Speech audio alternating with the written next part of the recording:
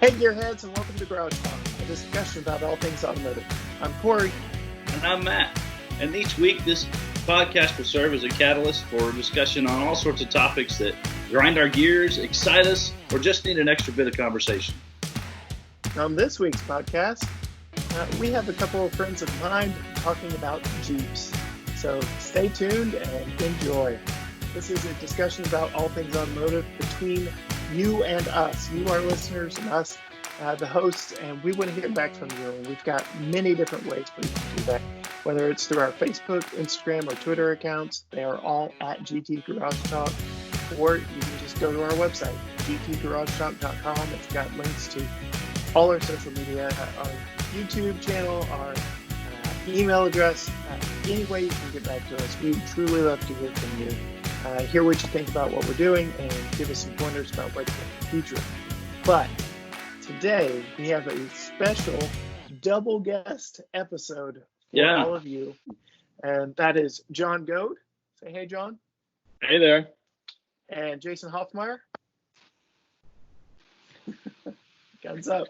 And I've known these guys for many, many years. I've worked closely with them for the past almost 10 years, 11 years of my life. And they are both deeply ingrained in Jeep culture, one more so than the other, just in duration of years, I would say. But we are very appreciative to have them on with us to talk some Jeeps today. And so, guys, my first question is a super softball one to both of y'all, and I'll let y'all figure out who wants to go first. But tell us a little bit about your current Jeep rig. Go ahead, John, jump in there. I should have said something before we started, but I actually sold mine. Oh man! I was just joking. Yes. Yeah. I've got a 2016 Unlimited Willys Wheeler. Nice. So that's a JK, and it's Army green or sage, or not sage green, Sarge green, and I like boring green, but yeah. Yeah, that's what I was going for, was the boring. I want to blend in.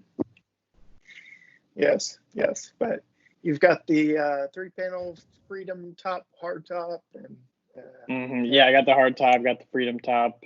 It's got the matte black finish on the front, the grill there.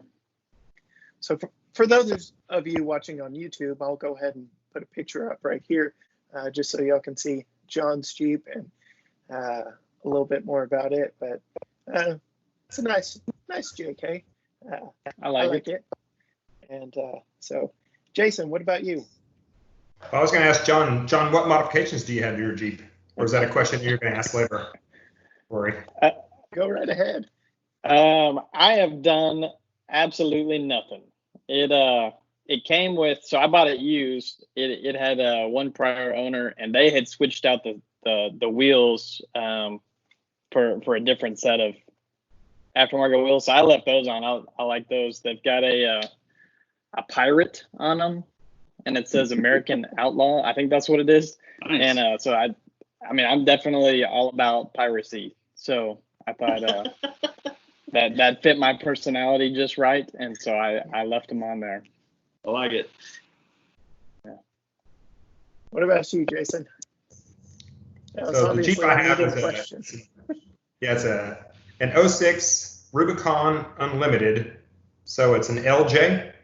And with my Jeep, the one thing that's good with that Jeep is that they only made like 6,700 of those Jeeps.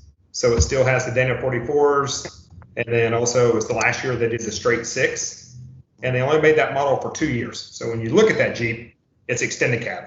And I love that Jeep. I have a hard top. Mine's automatic, which I know at that time there was only like 3,000 automatics. The rest of them were manuals as well. Wow. So it's very it's a hard to find that model. Like even Blue Book, for the price that I paid for it back in 07, it's worth the same amount as it is today. So I believe it. It's depreciated nothing in the last 13 years, which is kind of nice to you hardly ever see that with the car. That is what I'm trying to tell my wife as I am drooling over JL Jeeps right now. It holds its value better than any other vehicles. Yeah. But yours especially, you've got a very rare model. I know you've shared with us several times. You've been stopped by people just asking you randomly if you're willing to sell to them, right? Yeah, it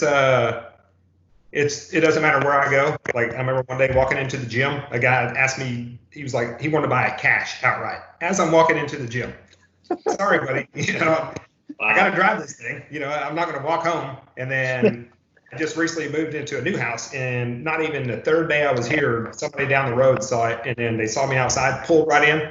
Hey, I just want to ask you about that Jeep. It's like have you thought about selling it? And that's one thing where I told my wife, I'm never going to sell that Jeep. I'm going to own it forever. If I ever did sell it, there's only one person I would sell it to, and it was my ex-brother-in-law. I bought it from his dad. So just to keep it in the family. At one point in time, he had another Jeep as well, and then he thought about maybe giving it to his son. But other than that, when it's completely paid for, it holds its value. I've always had, and that's where I've always kind of had like a third car or another car as well. So even with that Jeep being 14 years old, I just rolled over 100,000 miles. So I still have 100,000 miles on a 14-year-old Jeep, which is almost unheard of. That's incredible. Yeah. So John, you could poke a little bit back here and return the favor, ask him the same question. Yeah. What kind of modifications you got on there? So my Jeep's been through a lot of different modifications, I guess you'd say. So first experimented with just the puck, just like a puck lift, basically like a 1-inch, 2-inch lift, and then I got stuck. As I think Corey will show some pictures. I've been stuck multiple times. So the first time I got high centered on like a 2-inch lift, and I was like, okay, now I got to go with a 4-inch lift so I can get the bigger tires. The one good thing is with my Rubicon, it has all the skid plates, those types of things. I've changed out the bumpers probably at least 3 times, front and rear, and then now I have a Old Man Emu 4-inch lift on the front, but I recently just changed all the suspension to like a Curie system, and so now I need a new lift. So it's been quite some time since I had the lift on there. So that's the next thing that's going to go is I don't know if I might go a little taller. That's the only bad thing is once you go, and everybody that drives a Jeep, you already know, as soon as you lift it, you're going to get some kind of wobble, some depth wobble somewhere along the way, or some kind of wobble. So like right now, I still have about 45 miles an hour, just a little shimmy, and I think a lot of that's due to the lift that I have in there, my track bars. I need the extendable track bars or actually my control arms, uppers and lowers, which the lift I had prior didn't have adjustable control arms. So yeah, that's next lift. And that's the one thing with Jeeps, you gotta love it. It's as they say, just empty every pocket. You could spend so much money on modifications and that's why everybody's Jeeps are totally different. Yeah, I've already got a long list going, which does not help my case for wanting a Jeep in my family. That I've already got a list of things that I want to do. But yeah. So that's awesome. I've seen the many iterations of Jason's Jeep along the years, and it's been fun to watch. Definitely a project car of yours. And you've referenced your third vehicle several times. I know you had a Sierra AT4 or all-terrain at that point for a while. You've got a old Jimmy now, right? Yep. So right now I currently have an 83 GMC Jimmy. So I took the top off the back and then had a brand new motor just put in just recently. So that thing has a 6-inch lift with 37s on it. So it's pretty tall compared to my Jeep, which is running it's the 325s. So it's about 34 and a half. But you can see my Jimmy stands probably about a good 1.5 feet taller than what my Jeep stands. And that's just my everyday cruising right now. Nice. So, Matt, if you ever got stuck, I know who to call. Absolutely. Oh, yeah.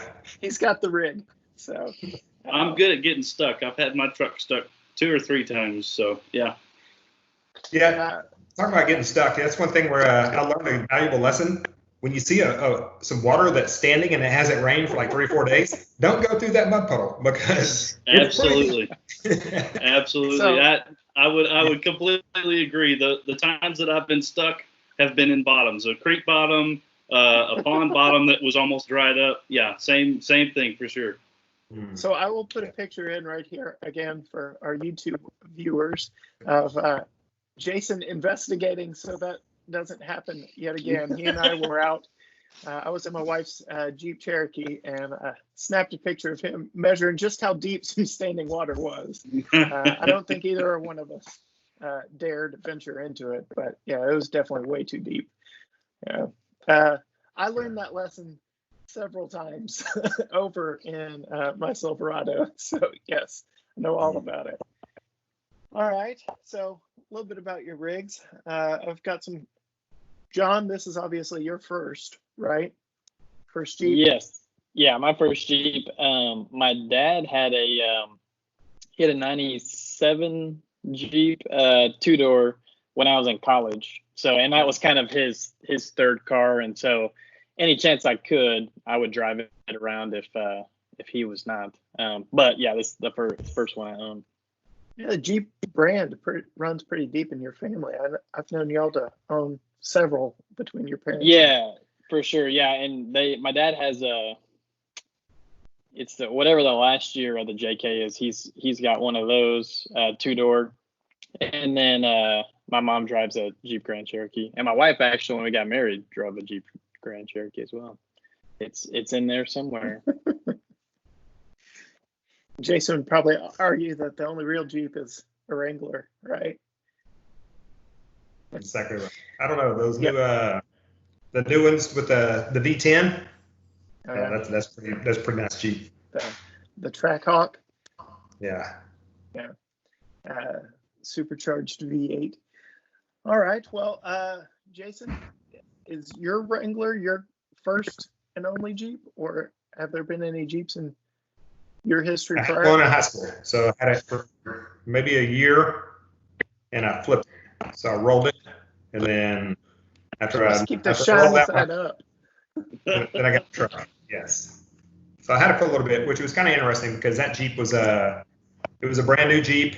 It was 03 model, and the person that we bought it from, that actually won it I think it was out of Tide. It was one of those kind of promotions. So it was a sweepstakes winner where they basically, the price of that Jeep, they had to pay half of it in taxes, so they just couldn't afford it, so they sold the Jeep, and that was my first one. It's kind of interesting.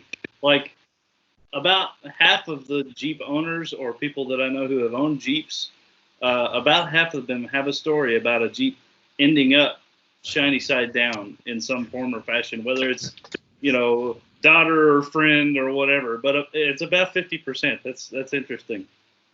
Well, it's one of those ego things, right? Because you get the Jeep and you think you can do all these things, so you try things that you never should try, and end up with a shiny side down. Yeah.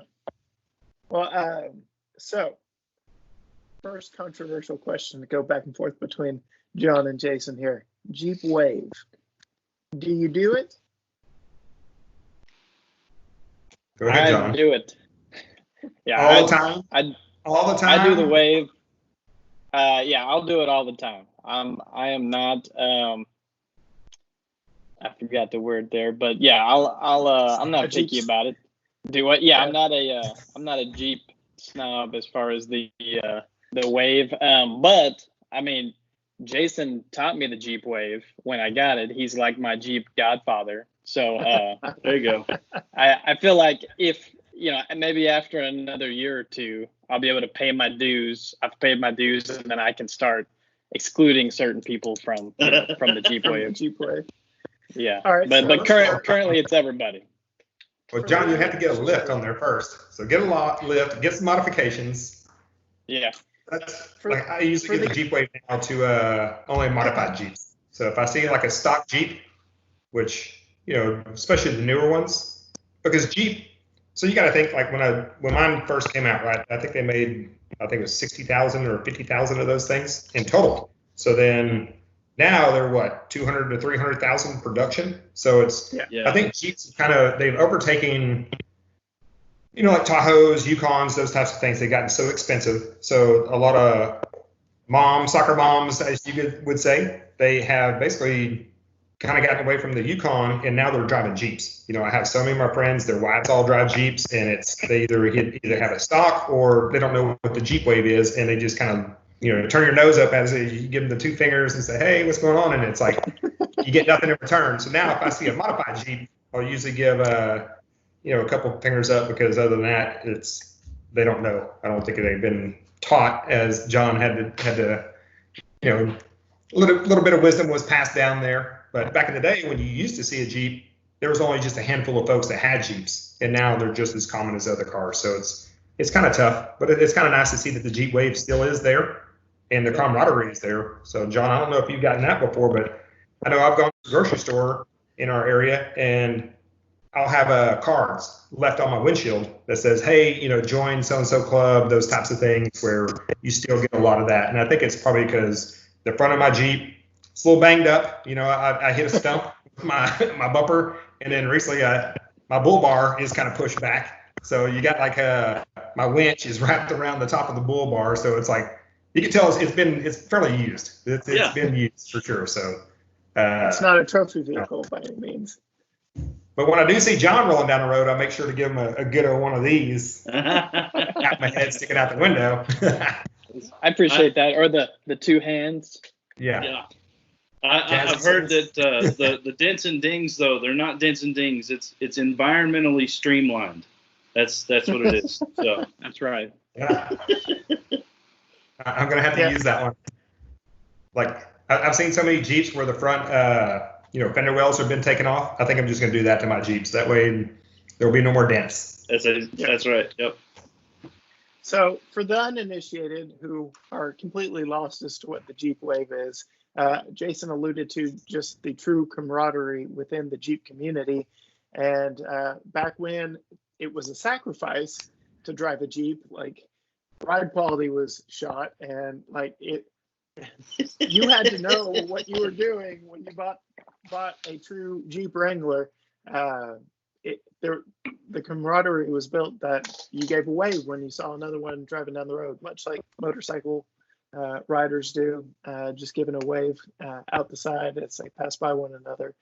But you kind of hit on a point. I'm very business minded. It's kind of the double-edged sword with the popularity of the Jeep brand now. They're growing like crazy.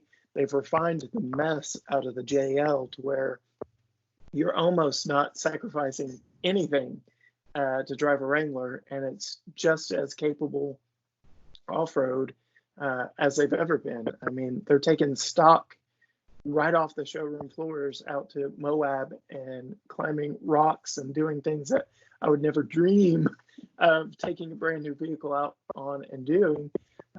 But that's just part of the culture, right? Yeah, I agree. So I have a friend that has the Gladiator. So when he lifted his Gladiator, he brought it over, and it's night and day. Just from my Jeep to what that Gladiator is now today. Like, when you alluded to me having that my GMC, it had all the bells and whistles in my GMC. I mean, it was electric windows, whereas, I still have the manual crank roll-up windows because there was, it's a push-button lock, because at that point in time, there was no connectors, and it was basically, you take the top off, you're going to get a lot of rain.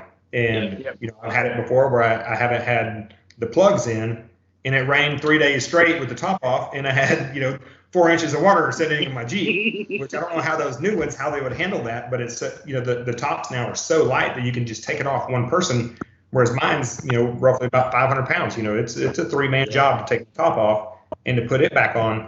And yeah, just the backup camera, all the GPS systems in there as well. I was like, oh man, this thing is, it's luxury. I mean, they're totally different. It's not, I think kind of what you alluded to as well is saying that my ride, like my wife, she will not drive my Jeep.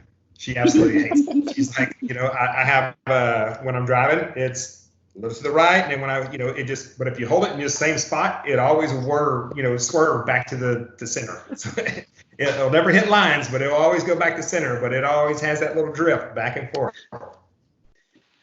So yeah, definitely some sacrifices the older and older models you get, but there's just something about them. Seeing that 7-slot grill, I think I've shared on this channel before. it is the only brand that my 2-year-old son currently knows and calls out by name.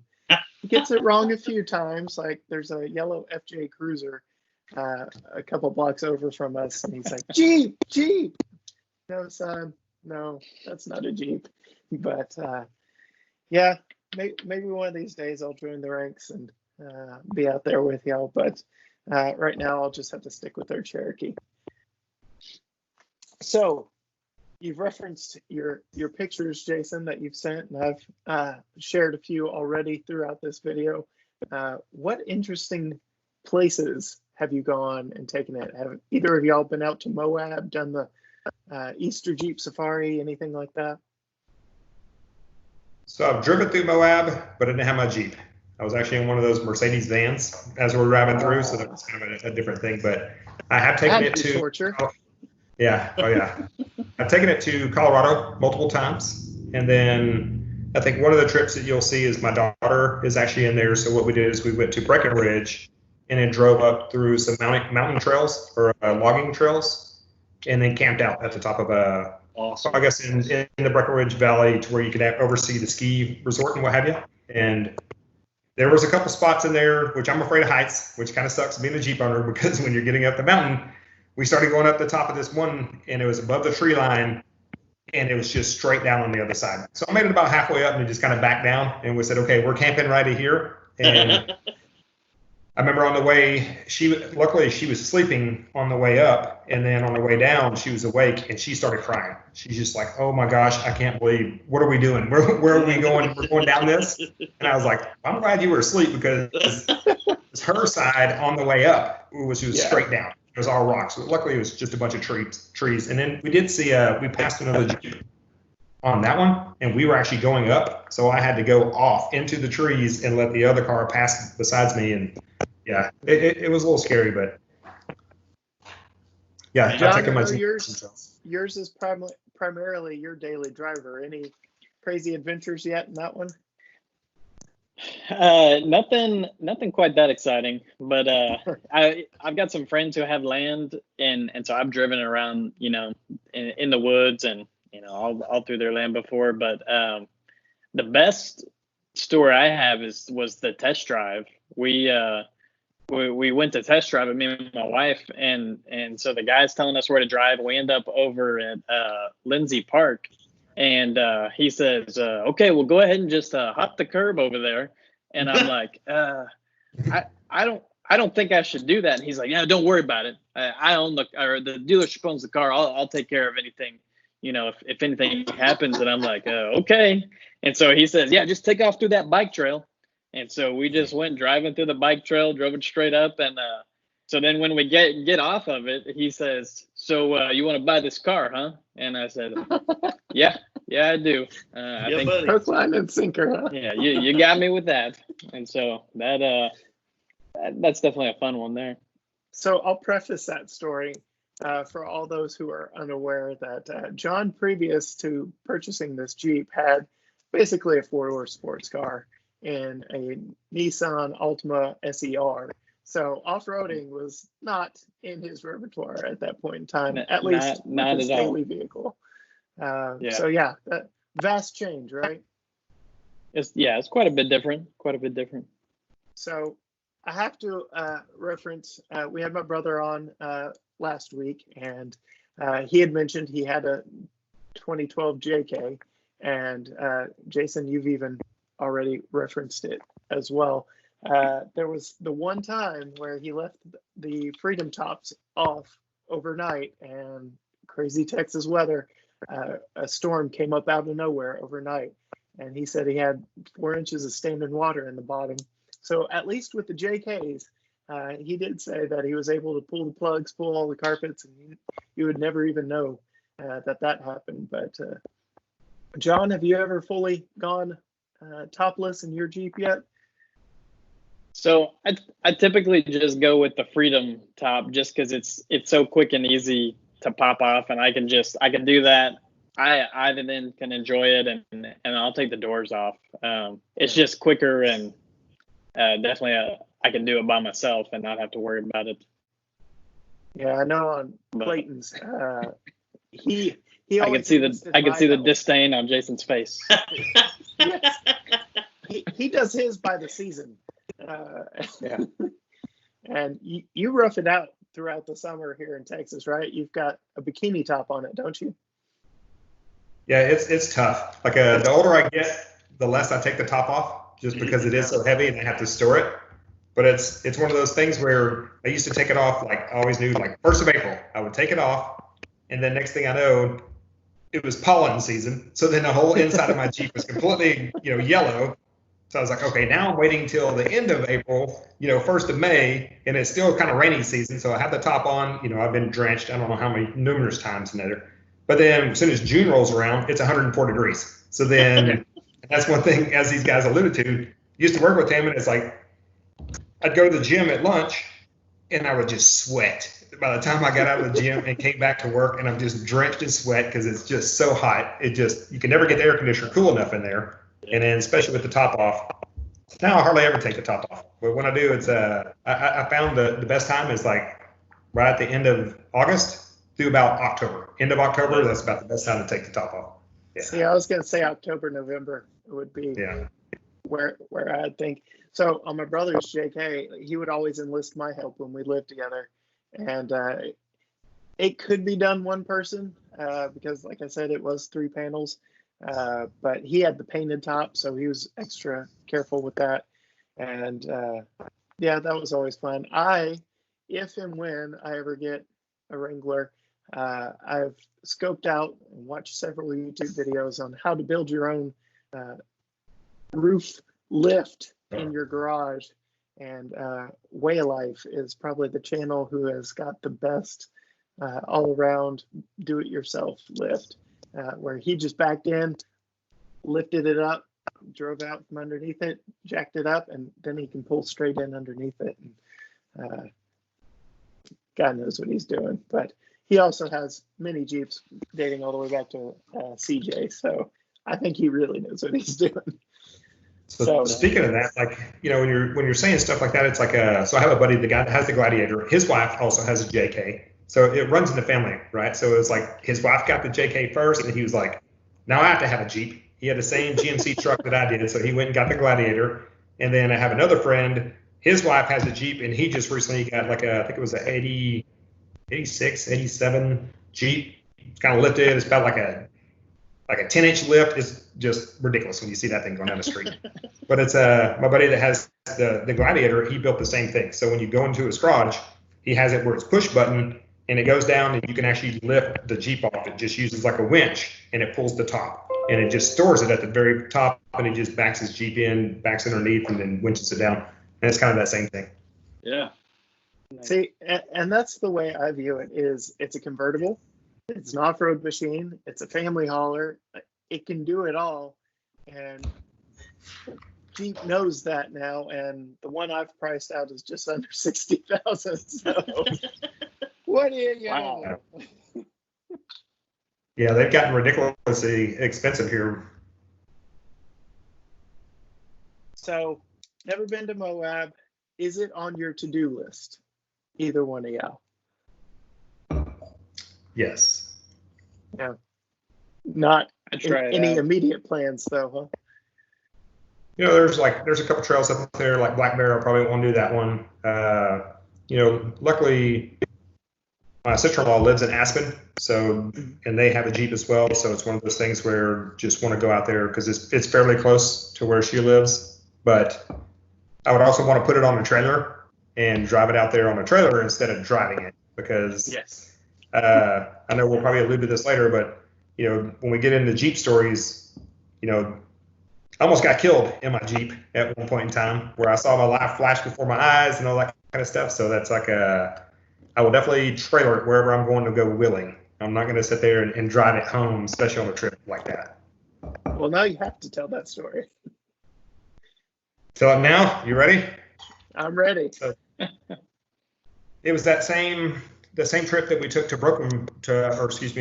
Breckenridge with Hannah, and luckily we went rafting. We were coming from Breckenridge back into Denver. And I don't know if any of you guys ever driven that road. It's a steep grade. It's like a 10%, 12% grade, like before you get to Georgetown.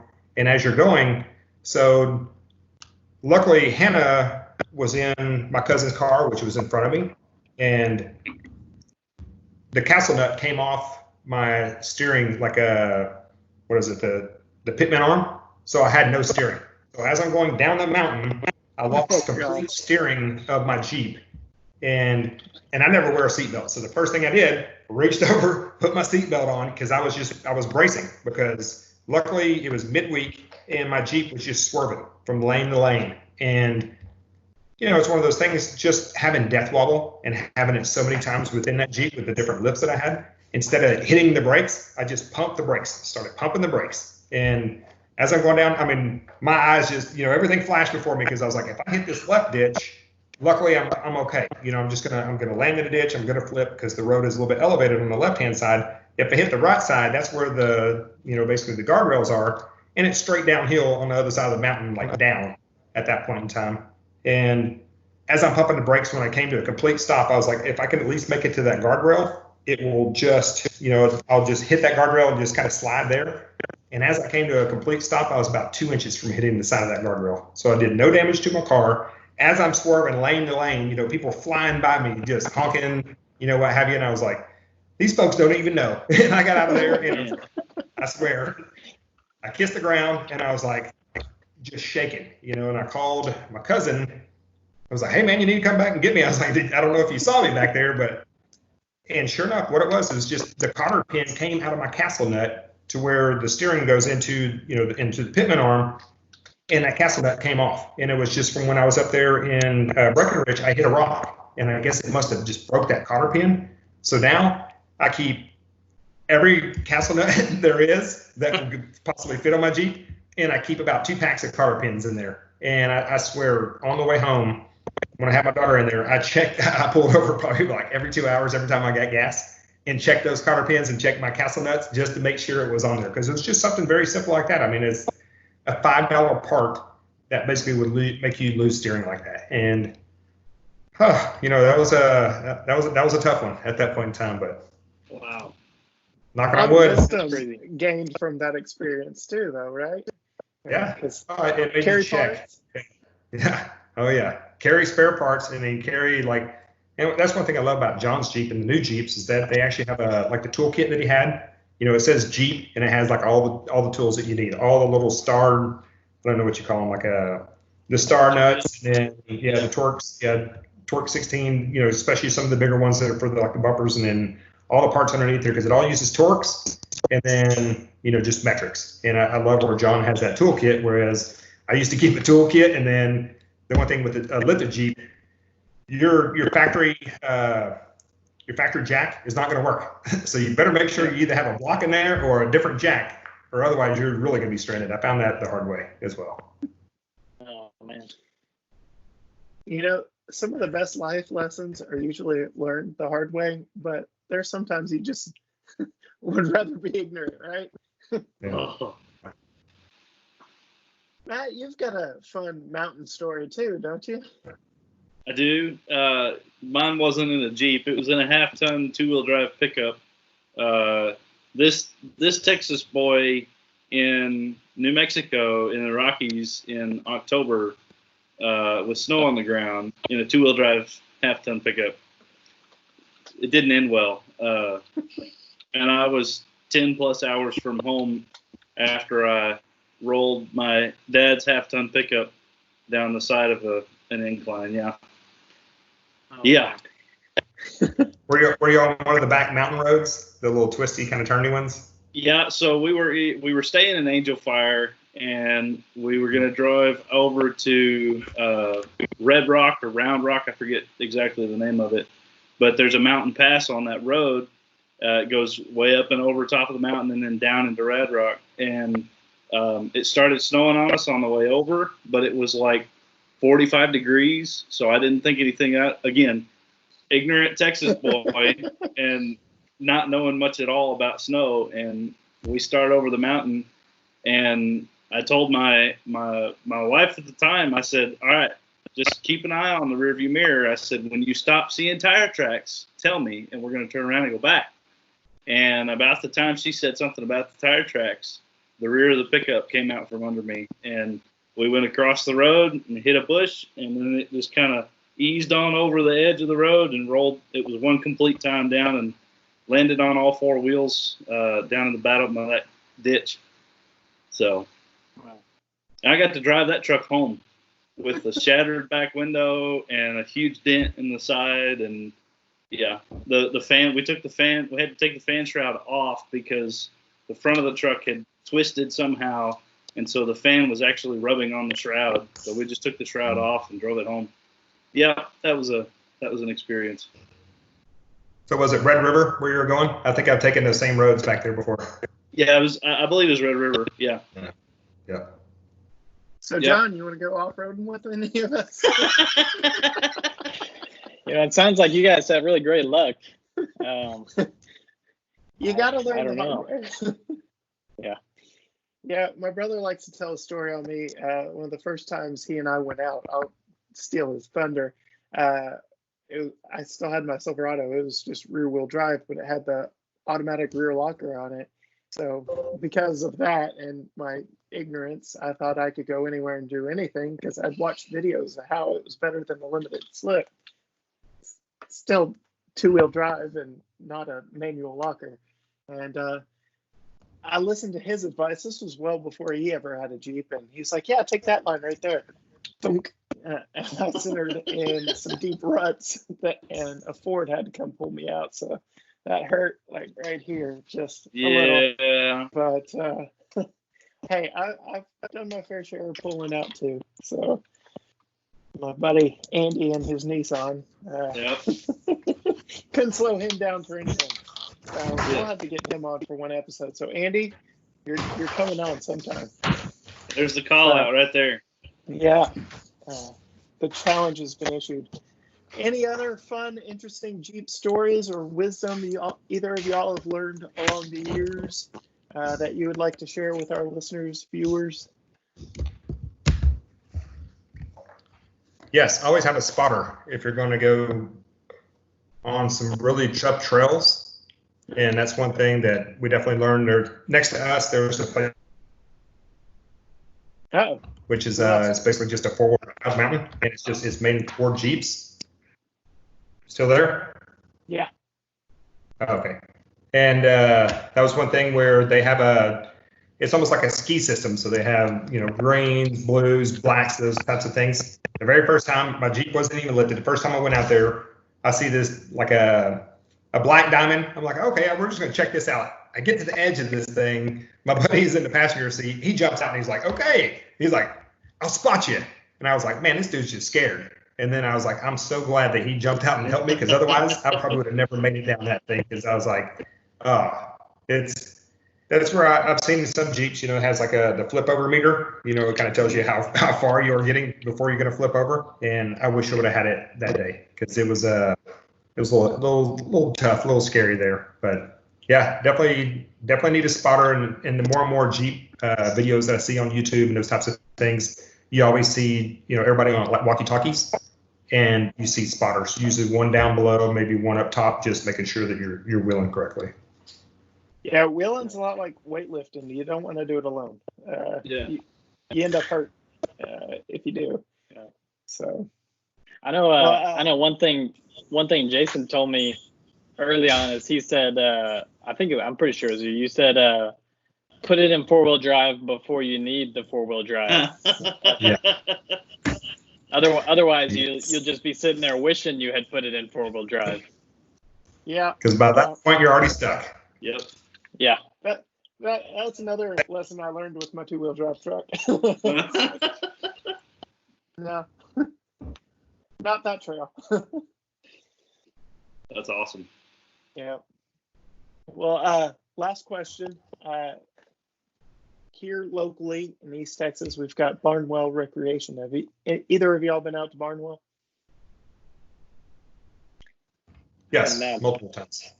Yeah. Any thoughts or experiences out there? On Barnwell? Yeah, Barnwell's it's a great place to go, especially for Jeep enthusiasts. There's an organization out of Dallas that actually controls those trails, and they kind of build them out, which I know there's a couple organizations here in Tyler as well. I follow one on Facebook. I'm not necessarily a member of any of the organizations just because you just don't have time. But Barnwell is probably one of the best places around here in East Texas to go. That is Jeep friendly. The one thing that's really nice about it is it's alcohol free. So it's not like going to, one of the mud parks here where you just get a bunch of rednecks that get a little crazy out there. Everybody is super safe, and there's some trails out there that are pretty gnarly. There's one that I remember probably the first time I went out there. It was kind of super cool to go straight uphill and not be able to see what's below you, and it's almost like you're going straight into the horizon. And as you get to the top, we got out, took pictures and everything. It was kind of a cool place to see. But yeah, it's other than that, just a lot of land trails around here. Yeah. Nice. Either of y'all members of any Jeeper groups? I know, Jason, you just alluded to following a couple. John, any Jeep memberships as of yet? No, I keep trying to get Jason to start one with just the two of us, and he's not. He keeps saying no, so I don't know what the deal is. Sounds like you just need to lift your Jeep, and you'll be in like Flint. Yeah, if he gets a 3-inch lift, 4-inch lift on that Jeep, then he's in. We'll call it Pirates R Us. Oh, there you go. Pirates R Us. I love it. All right.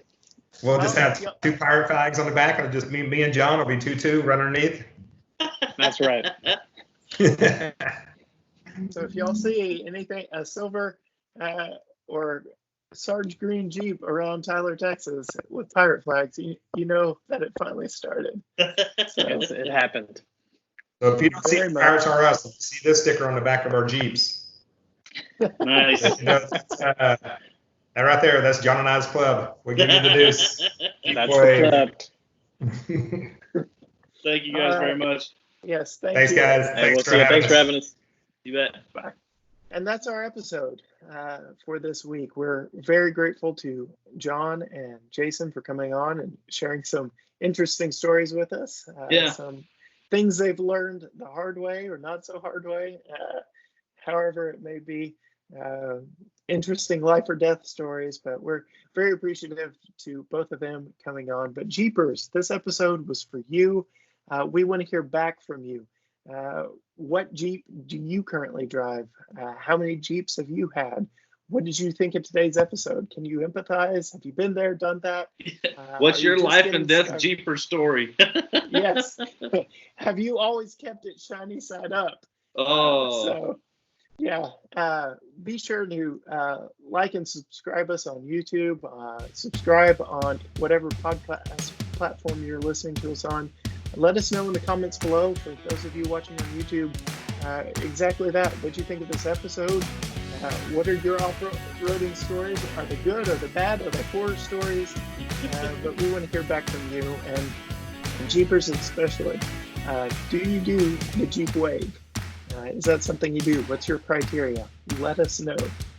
Our two guests were split on that one, so we want to hear from our community what y'all think on the Jeep Wave. But like I said, you can hit us up, Facebook, Instagram, Twitter, at GT Garage Talk, or just visit our website, gtgaragetalk.com. And next week, we will have a special guest of my brother-in-law, talking about off-roading still with the Taco Tacoma. Diving into that fandom just a little bit. So until next time, bye.